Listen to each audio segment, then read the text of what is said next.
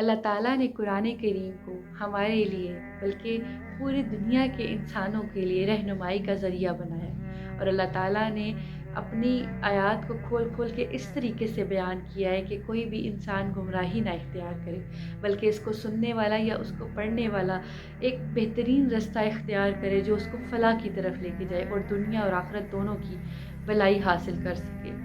اللہ تعالیٰ نے اپنے پاک کلام کو نبی کریم صلی اللہ علیہ وسلم کے ذریعے ہم تک پہنچایا، ان کی سیرہ کو بھی، جو نبی کریم صلی اللہ علیہ وسلم کی سیرہ ہے، اس کو بھی ہمارے لیے بہترین نمونہ قرار دیا۔ کس وجہ سے؟ تاکہ انسان وسوسوں میں نہ پڑ جائے، تاکہ انسان گمراہی میں نہ پڑ جائے اور شیطان کے رستے پہ نہ چلنے لگ جائے۔ السلام علیکم، امید ہے کہ آپ سب خیریت سے ہوں گے۔ اللہ تعالیٰ آپ کے حق میں آسانیاں پیدا کرے اور آپ کو بہت زیادہ کامیابیوں سے نوازے۔ آج آپ کے ساتھ قرآن پاک کی ایک چند آیات ہیں، وہ شیئر کروں گی، اور وہ آیات ابھی ہی میری نظر کے سامنے سے گزری تو میرا دل چاہا کہ میں آپ کے ساتھ وہ آیات شیئر کروں، آپ کو ان کا تھوڑا سا جو اس کا مفہوم ہے وہ آپ کے ساتھ ڈسکس کروں۔ وہ میرے دل کو بڑی آیات لگی۔ ویسے تو قرآن پاک کی ہر آیات ہی بہت مفہوم رکھتی ہے، بہت انمول ہے، فضیلت رکھتی ہے۔ بہرحال ابھی اس ٹائم میری نظر کے سامنے سے جو چیز گزری، میں نے سوچا کہ آپ کے ساتھ شیئر کروں۔ پہلے ان آیات کو سن لیں، ان کا ترجمہ غور سے پڑھ لیں، پھر فردر ان کے اس کے مفہوم کی طرف چلتے ہیں۔ اعوذ باللہ من الشیطان الرجیم، بسم اللہ الرحمن الرحیم۔ وقال الذين لا يرجون لقاءنا لولا أنزل علينا الملائكة أو نرى ربنا لقد استكبروا في أنفسهم وعتوا عتوا كبيرا يوم يرون الملائكة لا بشرى يومئذ للمجرمين ويقولون حجرا محجورا وقدمنا إلى ما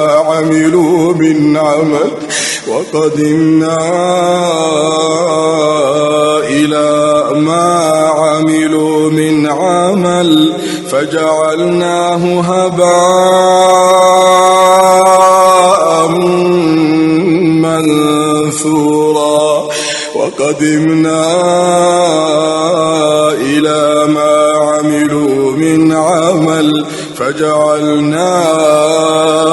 فجعلناه هباء منثورا أصحاب الجنة يومئذ خير مستقرا وأحسن مقيلا ويوم تشقق السماء بالغمام ونزل الملائكة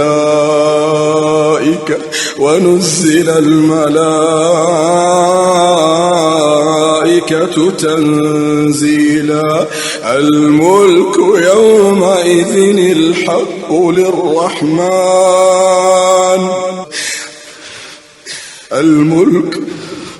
الملك يومئذ الحق للرحمن وكان يوما على الكافرين عسيرا ويوم يعض الظالم على يديه يقول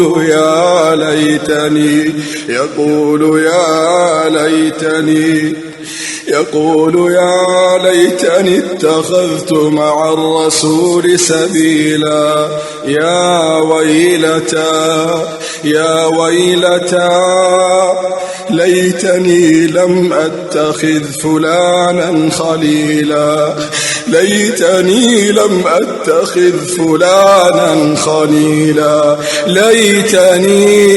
أتخذ فلانا خليلا لقد أضلني عن الذكر بعد إذ جاءني وكان الشيطان للإنسان خذولا وقال الرسول يا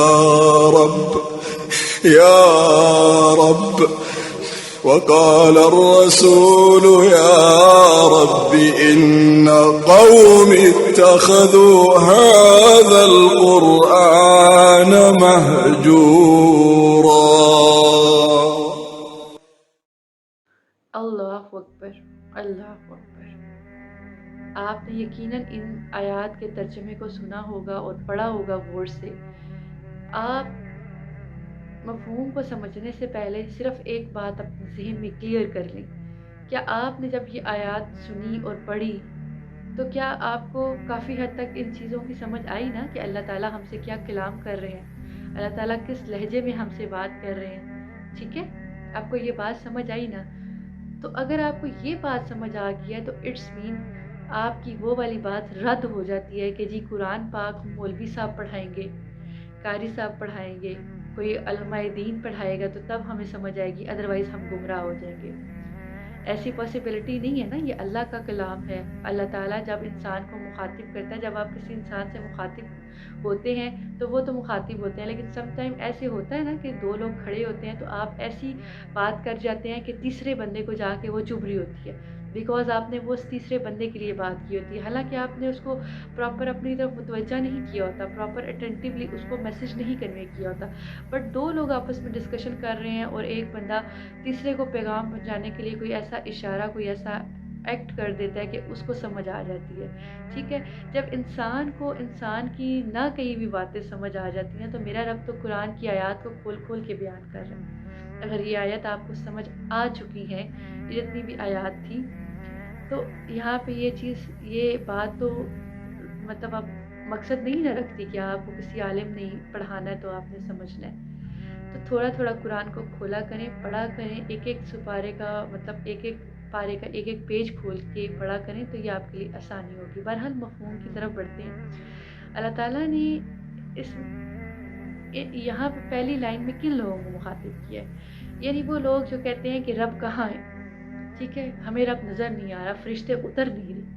اللہ کو جو لوگ چیلنج کرتے ہیں، اللہ تعالیٰ تو اپنے مقررہ وقت میں ہی جواب دینا پسند کرتا ہے، یوں ہی نہیں پسند کرتا کسی سے مخاطب ہو جانا. انسان کی کوئی اوقات نہیں ہے کہ اللہ کو وہ بلائے اور کہے کہ آپ کہاں پہ ہیں، مجھے نظر آئیں آپ. اللہ تعالیٰ اس کے بلانے پہ نہیں آتا، کیونکہ انسان کو اللہ نے پیدا کیا اور انسان کی کوئی اوقات نہیں ہے اللہ کی نظر میں. ٹھیک ہے، اور ہم اللہ کو چیلنج نہیں کر سکتے کہ آپ کہاں پہ ہیں. اور اللہ تعالیٰ ایسے لوگوں سے ناراض ہوتا ہے. ہمارے معاشرے میں بھی آپ دیکھیں کہ یہ جو لوگ گمراہی کی طرف چلے گئے ہیں، مسلمان، ٹھیک ہے، وہ ایک قسم کا اللہ کی رحمت کو چیلنج نہیں کر رہے ہیں، شرک کی طرف چلے گئے ہیں، گمراہی کی طرف چلے گئے ہیں، اسلام سے دور ہو گئے ہیں، اپنی زندگی کو اسلام کے اصولوں کے مطابق نہیں گزار رہے. تو کیا یہ اللہ کے دین کی جو ہے اس کو چھوڑ نہیں رہے ہیں؟ کیا یہ اللہ کی نافرمانی نہیں کر رہے ہیں، دین سے دور نہیں ہو گئے ہیں؟ اور یہ اپنے ایکٹ سے، یہ زبان سے نہیں کہتے. دور جہالیت میں تو لوگ چیخ چیخ کے کہتے تھے نا، جاہل تھے تو وہ کہتے تھے لاؤ اپنا رب، بلاؤ اپنا رب، کہاں ہے، فرشتے کہاں ہیں، ہمیں نظر کیوں نہیں آتے. ٹھیک ہے، لیکن آج کا انسان صرف منہ سے یہ الفاظ نہیں نکال رہا، لیکن ایکٹ وہ وہی کر رہا ہے جس سے اللہ کی ذات غصے میں آتی ہے. ٹھیک ہے، اسلام سے دور ہو چکی ہیں، فیملی سسٹم ٹوٹ چکی ہیں، گھر میں بچوں کی اچھی تربیت نہیں ہوتی، ناچ گانا عام ہو چکا ہے، سود، رشوت، زنا، اس طرح کی تمام چیزیں آپ کو معاشرے میں بھی کھلم کھلا سر عام ہوتی ہوئی نظر آ رہی ہیں. ٹھیک ہے، تو یہ بیسیکلی اللہ کی رحمت کو چیلنج کیا جا رہا ہے. ٹھیک ہے، نمبر 2 پہ اللہ تعالیٰ نے کہا ہے کہ ایسے لوگ تکبر کر رہے ہیں. یعنی جب آپ اسلام پہ نہیں چلتے ہیں، اللہ کا شکر ادا نہیں کرتے ہیں، تو پھر آپ کس زوم میں ہیں، کس جوش میں زندگی گزار رہے ہیں؟ یعنی اللہ سے آپ باہر ہو کے کیسے زندگی گزار سکتے ہیں؟ اللہ کو یہ تکبر پسند نہیں ہے. ٹھیک ہے، اللہ تعالیٰ نے آپ سے اس تکبر کا پورا حساب لینا ہے، بیکاز اللہ تعالیٰ کو نہ شرک پسند ہے نہ تکبر پسند ہے. بہت نفرت ہے اللہ تعالیٰ کو ایسے لوگوں سے جو اکڑ کے چلتے ہیں. ٹھیک ہے، اس کے بعد اگلی لائن یہ آتی ہے کہ اللہ تعالیٰ نے فرمایا کہ جس دن فرشتے ان کو نظر آئیں گے یا جس دن مطلب روز قیامت ہوگا تو جو شرک کرنے والے لوگ ہوں گے، جو کافر لوگ ہوں گے، کافروں کے لیے تو وہ بڑا عذاب کا دن ہوگا. اللہ تعالیٰ نے یہاں پہ کفار کا لفظ نہیں استعمال کیا. نوٹ کیجئے گا, اللہ تعالیٰ نے کہا ہے کہ مجرموں کے لیے. اللہ اکبر, اللہ تعالیٰ نے کیا لفظ استعمال کیا ہے؟ مجرموں کے لیے, کافر نہیں کہا. تو مجرم کون ہو سکتے ہیں؟ وہی لوگ جو اللہ تعالیٰ کی تعلیمات پہ پورا نہیں اتر رہے, وہی لوگ جو اللہ تعالیٰ کی بتائے ہوئے سیدھے راستے کو چھوڑ کے وہ غلط طرف چلے گئے.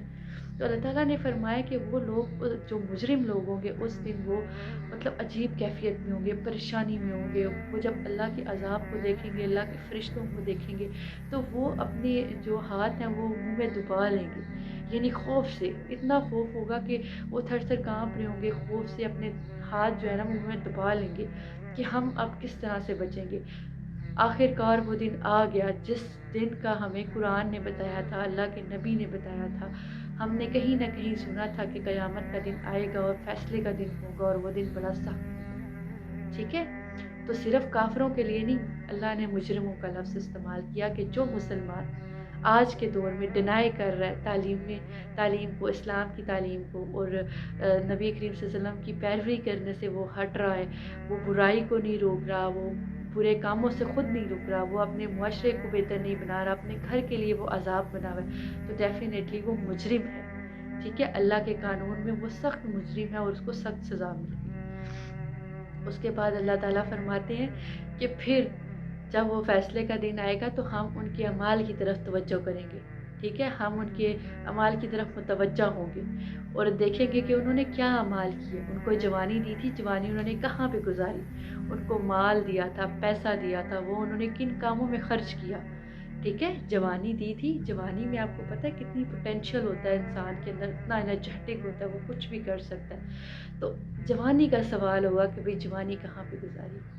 ٹھیک ہے, اتنی جسم میں طاقت تھی, وہ کہاں پہ گزاری. آخری عمر میں تو ہر کوئی ساتھ چھوڑ جاتا ہے اور انسان اللہ ہی اللہ کرتا ہے. تو جب تمہیں سب کچھ دیا گیا تو میں کہاں تھا, یہ پوچھا جائے گا. پھر اس کے بعد جو ہمارے اعمال ہوں گے, جیسے آپ اور میں جانتے ہیں کہ ہمارے اعمال کچھ بھی نہیں ہیں, ان کو خاک میں اڑا دیا جائے گا. یعنی ہماری 60 سال کی زندگی کو خاک میں اڑا دیا جائے گا. تو امیجن کریں ہمارے پاس پیچھے کیا بچتا ہے. 60 سال کی زندگی کو اگر خاک میں اڑا دیا جائے تو ہمارے ہاتھ میں کیا آئے گا؟ نہ ایمان بچے گا ہمارے پاس, نہ کوئی نیک کام, نہ صدقہ, نہ خیرات, نہ ہم نے فلاحی کاموں میں بڑھ چڑھ کے حصہ لیا, نہ ہم نے دینی تعلیم کو پھیلانے میں کہیں پہ حصہ لیا. تو ہمارے پاس کیا بچے گا؟ ہمارے پاس کچھ بھی نہیں بچے گا. اور دوسری طرف جو بیچارے دنیا میں تنگ زندگی گزارتے رہے اور اللہ کے ہر معاملے میں سر جھکاتے رہے, اللہ کی کتاب کو پڑھتے رہے اور جتنا ہو سکا اللہ کی تعلیم کو آگے پہنچاتے رہے, دوسروں کی ہیلپ کرتے رہے, ہمدردی رکھتے رہے. اگر کوئی ان کو پریشان کر جاتا تھا تو اللہ کی رضا کے لیے اور خود مالی طور پہ یا ذاتی طور پہ حیثیت نہ ہونے پہ وہ خاموشی سے بیٹھے رہے, تو یقیناً اللہ تعالیٰ ان کا ساتھ دے گا. اللہ تعالیٰ ان کی شرافت کو اس دن اتنا بڑا ان کو صلہ ملے گا ان کی شرافت کا کہ ان کو جنت میں داخل کر دیا جائے گا. اور یقیناً جنت بہت خوبصورت جگہ ہے. میں اور آپ اس چیز کو تصور بھی نہیں کر سکتے, اس چیز کو ہم امیجن بھی نہیں کر سکتے کہ جنت کیا ہے. اور وہ دن ہوگا جب حقیقی رب ہمارے سامنے آ جائے گا, ہم حقیقی اللہ کو دیکھ لیں گے. یہ جو آج کہتے ہیں نا دیکھا جائے گا, قیامت آئے گی, مریں گے تو دیکھا جائے گا, آج غفلت کی زندگی میں پڑے ہوئے ہیں, تو یقین جانیں جب وہ دن آئے گا نا تو سچ بات ہے آپ سے دیکھا نہیں جائے گا, آپ وہ چیز دیکھ نہیں سکیں گے, آپ وہ چیز ابھی بھی امیجن نہیں کر سکتے کہ وہ کیا ہوگا. اور حقیقی رب ہمارے سامنے ہوگا اور ہمارے اعمال ایسے ہوں گے کہ ہم اس نور کو نہیں پہچان سکیں گے, اس نور کو دیکھ نہیں سکیں گے, اس تک جا ہی نہیں سکیں گے, کیونکہ ہمارے کندھوں کے اوپر برائی کا بوجھ اتنا زیادہ ہوگا, ہمارے اعمال اڑ چکے ہوں گے, تو ہمارے راستے جنت سے پتہ نہیں کتنے کوسوں دور ہو گئے ہوں گے, تو ہم اس خوشبو کو بھی محسوس نہیں کر سکیں گے. اللہ تعالیٰ اس دوران پھر کافروں کے ساتھ جو حال کرے گا نا وہ ہم سے دیکھا نہیں جائے گا. کافر کیونکہ سرکشی کرتے ہیں, شرک کرتے ہیں, قرآن پاک سب کے لیے اترا تھا, تب کافر جو ہے نا اس ٹائم خسارے میں ہوں گے، وہ چیخو پکار کر رہے ہوں گے، وہ کہیں گے کہ ایک دفعہ ہمیں دنیا میں بھیجا جائے، ہم اچھے طریقے سے اپنی زندگی گزار کریں گے، پر وقت گزر چکا ہوگا۔ مسلمان جو مجرموں کی طرح وہاں پہ کھڑے ہوں گے، وہ بھی اپنے اعمال پہ رو رہے ہوں گے کہ ہم نے دنیا میں کیا کمایا، کاش کہ ہم نے برائی نہ کی ہوتی، کاش کہ ہم نے غلط کام نہ کیے ہوتے۔ اس کے بعد آ جائے گی باری، جب اللہ تعالیٰ ہم سے حساب لے رہے ہوں گے نا، تو باری آ جائے گی، اللہ تعالیٰ ہم سے پوچھے گا کہ تمہاری دوستی کن لوگوں کے ساتھ تھی، تم کن لوگوں کی صحبتوں میں بیٹھے رہتے۔ اور جب باری آئے گی صحبتوں کی، کیونکہ ایک دوستی کے ساتھ ہم لوگ زندگیاں گزار دیتے ہیں، قبر کی دیواروں تک دوستیاں ہمارے ساتھ چلتی ہیں، اور اگر دوست اچھا نہ ہو، دوست مخلص نہ ہو، تو اس کا بھی آپ سے حساب لیا جائے گا۔ اگر دوست اچھا نہیں ہے تو وہ آپ کو برے کاموں کی طرف لگائے گا، برائی کی طرف لگائے گا، ٹھیک ہے؟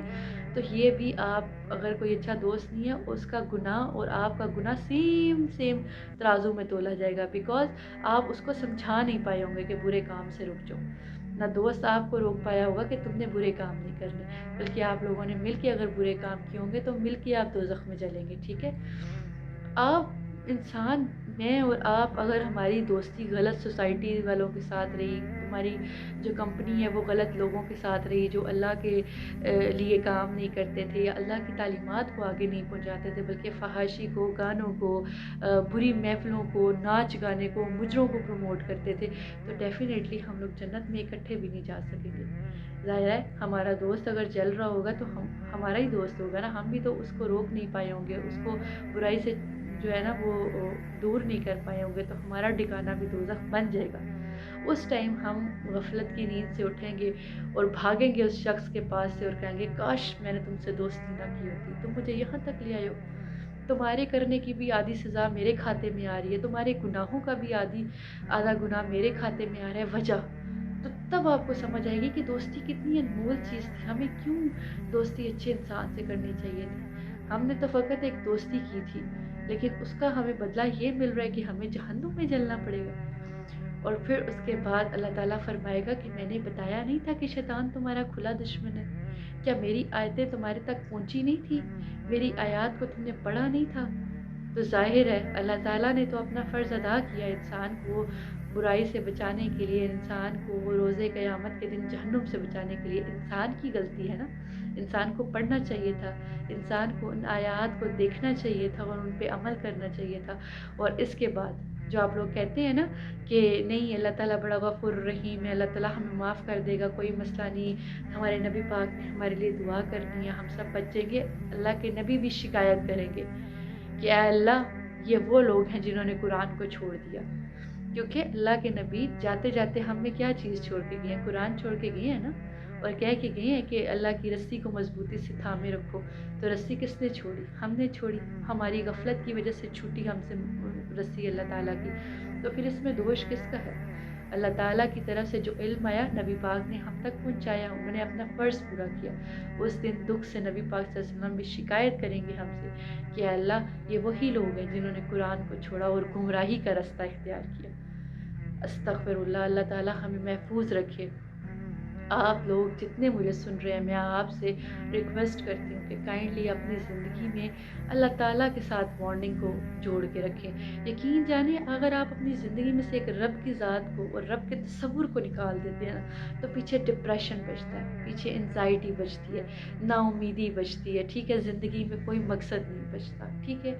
اللہ تعالیٰ کے ساتھ آپ جڑے رہیں گے تو آپ کو ہر چیز اچھی لگے گی، آپ کا دل لگا رہے گا ہر چیز میں۔